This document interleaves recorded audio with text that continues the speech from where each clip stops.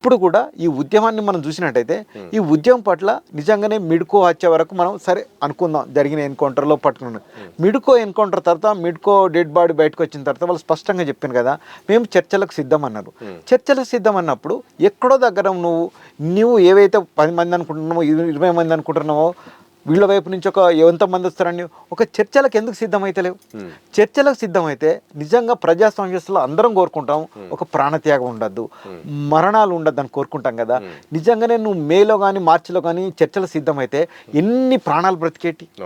మళ్ళీ ఇంకోటి ఏంటంటే ఇప్పుడు నిజంగా మీరు డిఆర్జీ బలగాలో సిఆర్పి బలగాలో కూంబింగ్ చేస్తున్నారు కావచ్చు, కూంబింగ్ చేస్తున్నారు, ఇప్పుడు వాళ్ళు వెళ్ళిపోయినారు అని అనుకుంటున్నాం కావచ్చు. రేపు పొద్దున వాళ్ళు బలపడ్డాక మళ్ళీ వీళ్ళ మధ్య కూడా పోలీసుల వైపు నుంచి కూడా ప్రాణత్యాగాలు వచ్చేది కదా.